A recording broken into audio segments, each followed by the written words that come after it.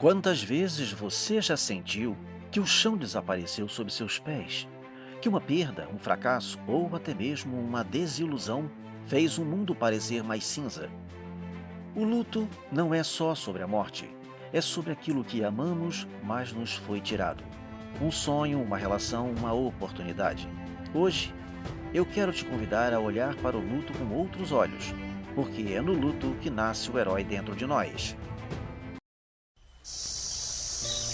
No vídeo de hoje, vamos explorar o luto em suas múltiplas faces, inclusive a dor da morte.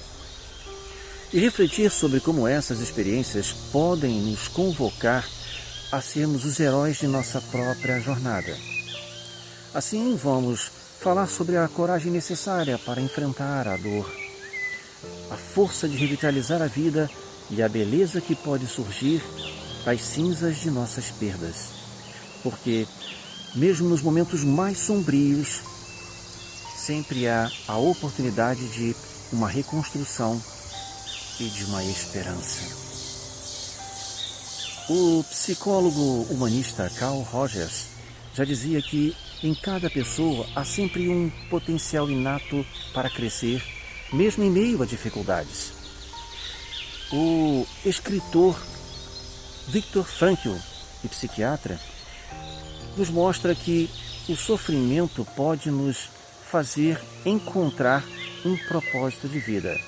Ele, que foi o criador da logoterapia, escreveu tudo sobre isso em seu livro Em Busca de Sentido.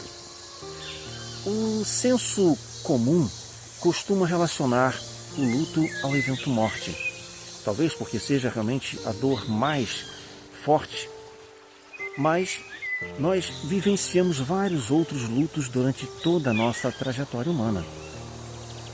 Assim, existem vários tipos de lutos que podemos citar agora, por exemplo, o fim dos relacionamentos amorosos. Algumas pessoas sentem profundamente esse luto. Há uma espécie de conexão ou desconexão emocional. É como se houvesse uma perda de planejamentos futuros ou de uma vida compartilhada. Há também a possibilidade de perda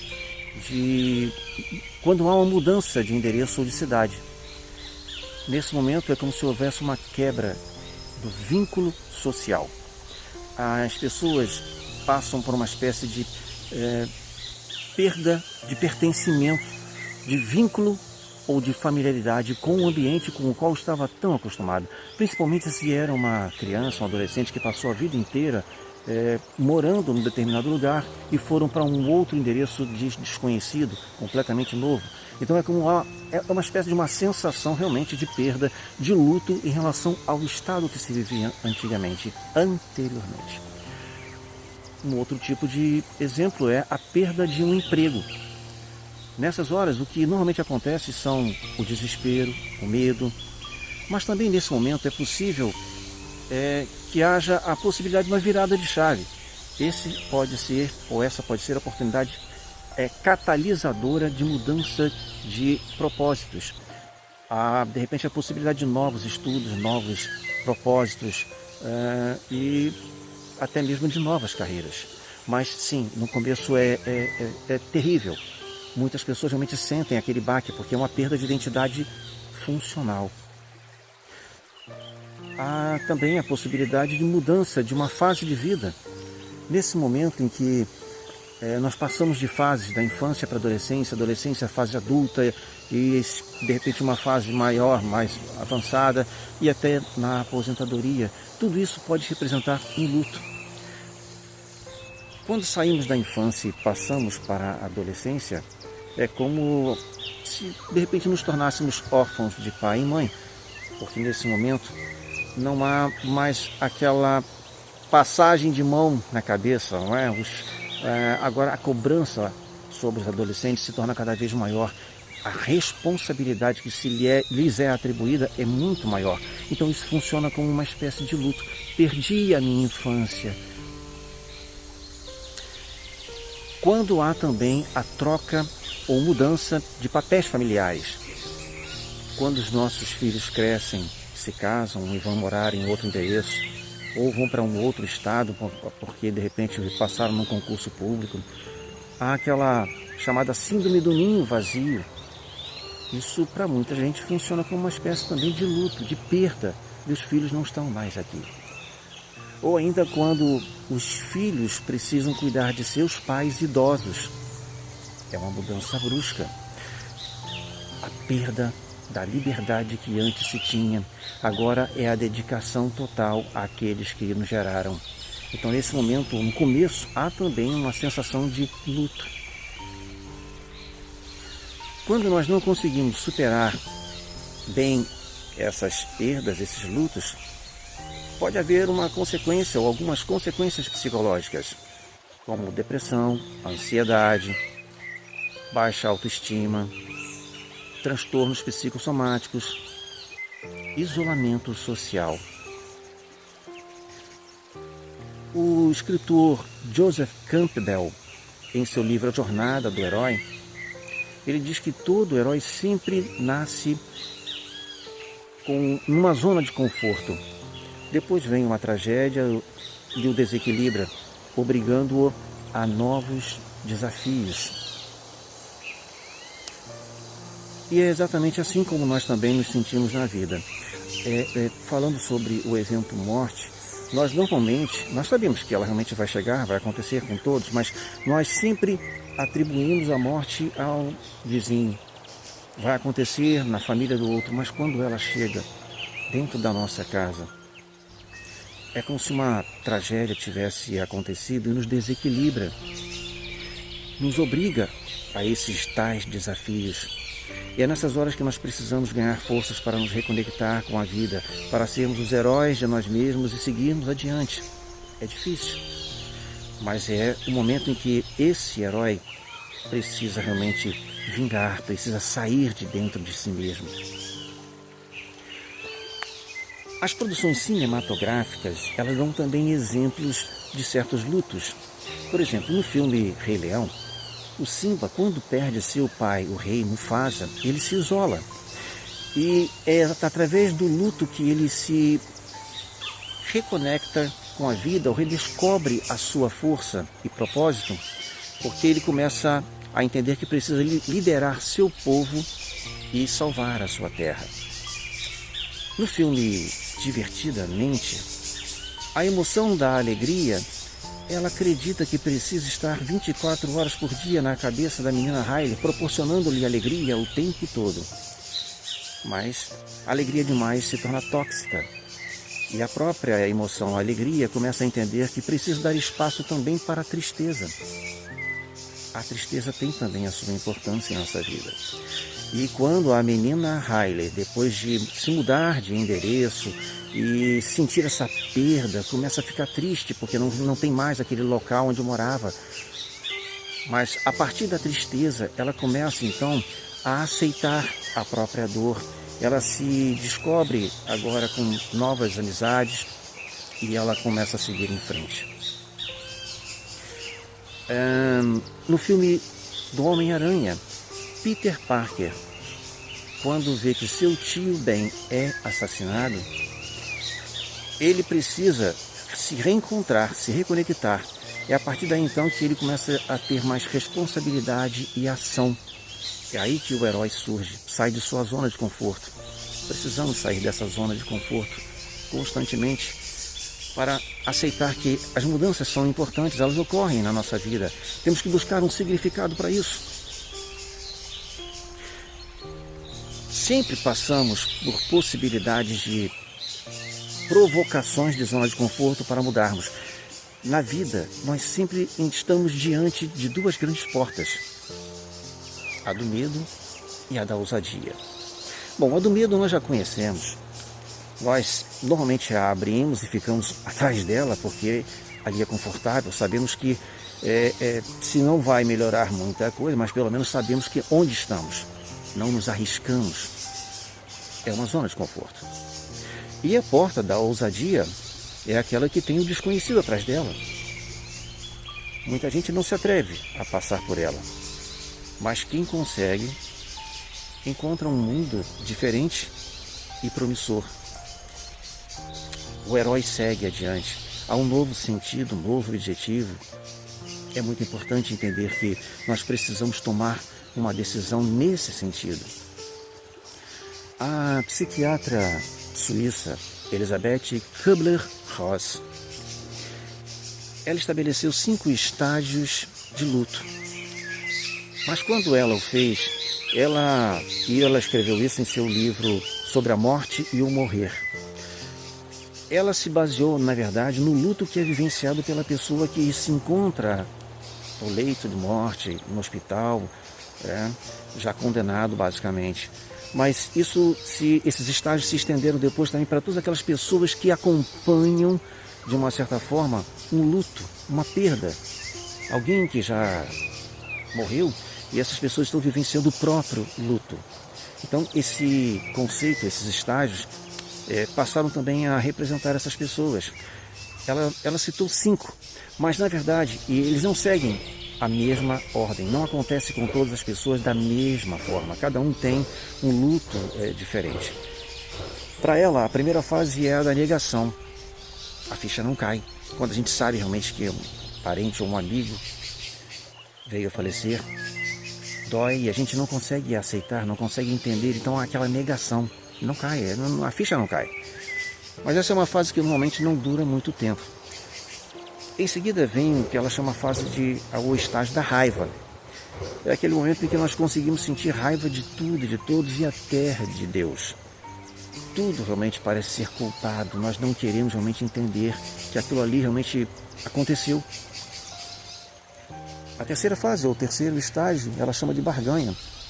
A barganha é aquela espécie, é aquele pacto, aquela negociação que nós tentamos fazer com nós mesmos para trazer de volta o que não mais pode ser trazido. O acontecido já foi.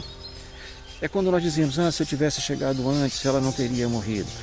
Se ela tivesse saído mais cedo de casa, não teria acontecido o que aconteceu. Se eu tivesse trabalhado até mais tarde, feito horas extras, eu não teria sido demitido. É um auto-engano. E quando nós não resolvemos esses 3 estágios, nós entramos no quarto, ou poderemos entrar, que é o da depressão. É aquela tristeza profunda que vai se arrastando e deixando a pessoa realmente bem prisioneira de si mesma. Se conseguirmos vencer essa fase, esse estágio, chegamos ao 5º e último estágio, que é o da aceitação. É o momento em que a pessoa entende que o que já aconteceu não tem mais volta, já foi. E precisa seguir em frente com a sua própria vida, com a sua própria história. É assim mesmo que acontece. O luto, ele é diferente de pessoa para pessoa. Cada um vive o seu. Não tem aquela coisa de dizer, o normal é uma pessoa durar 2 meses com o seu luto, ou 6 meses, ou 1 ano. Não. Tem gente que leva bastante tempo. Tem gente que rapidamente já supera o seu luto, mas tem gente que precisa de anos e às vezes nem consegue, durante toda a sua jornada terrena, superar isso. E o luto é, sim, um processo. Nós precisamos vivenciá-lo. E ele também depende de cada cultura. Há certas regiões do Caribe, como a Jamaica, que possuem um costume. Eles observam um ritual das 9 noites. Ou seja, quando uma pessoa falece, parentes e amigos próximos se reúnem em sua casa para dançar, comer e festejar durante 9 noites. Ou seja, para eles o luto tem um outro significado. Para nós aqui, orientais, ou melhor, ocidentais, a nossa cultura é de despedida, é de tristeza, e nós sofremos muito essa perda. Mas seja como for, nós precisamos aprender a ressignificar essa dor. Eu costumo dizer que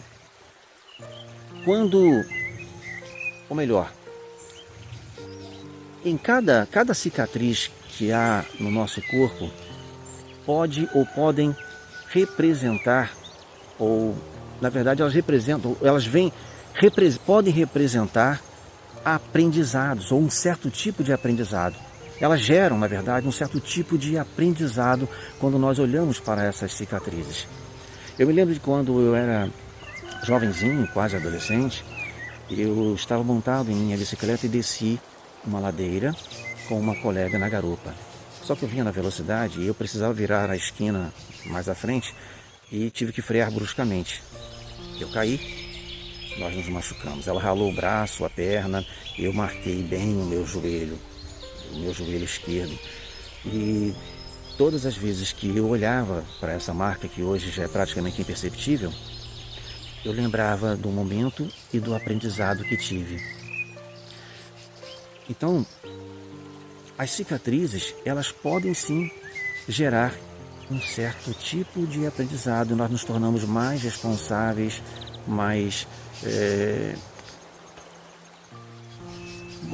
temos mais noção do que precisamos fazer para evitar certos erros, certas falhas.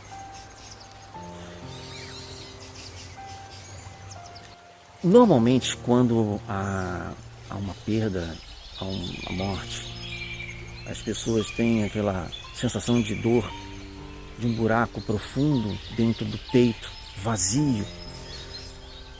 Para ressignificar essa dor, nós podemos entender que, na verdade, não é um buraco, não é algo fundo, vazio, e sim um espaço maior que precisou ser aberto para abrigar definitivamente aquela pessoa que se foi.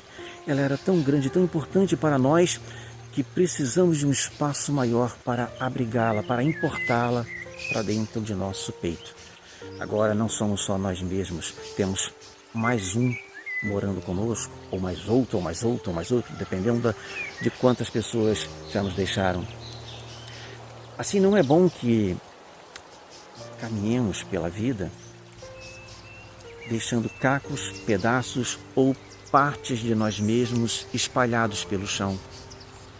A melhor maneira de honrar e homenagear aquele que se foi é seguindo inteiros pela vida, aprendendo a observar os detalhes, as pequenas coisas, as belas e mais simples coisas que há ao nosso redor, amando a vida, se reconectando com ela, valorizando, respeitando o próximo, amando mais do que sendo amado. Quando a pessoa não consegue superar a sua dor, o seu luto, depois de muito tempo, principalmente depois de ter passado o primeiro ano do falecimento, em que aquelas datas significativas retornam, talvez a pessoa precise de ajuda para se reconectar com a vida, para ressignificar essa dor. Então, ela pode procurar ajuda. A terapia cognitiva, comportamental e a psicologia humanista auxiliam bastante nessa ressignificação. Uma rede de apoio social formada por amigos e familiares próximos também é muito importante nessas horas. E seria bom que essa pessoa cultivasse novos objetivos e hobbies. Ressignificar não significa esquecer, mas sim aprender a lidar com a ausência, estabelecendo novos objetivos e seguindo em frente. Seja qual for a forma de luto que você está enfrentando agora, saiba que o herói que você precisa ser está dentro de você mesmo. E ele está pronto para transformar dor em significado, vazio em aprendizado e perda em renascimento. Aquele forte abraço. Você não precisa usar capa para ser um herói. A coragem para enfrentar o luto, a determinação para transformar a dor em propósito, é o que faz de você um herói. Toda perda é um convite à transformação. O que você vai fazer com a sua? O luto te chama. Atenda ao chamado. Torne-se o herói que o mundo e você mesmo tanto precisam.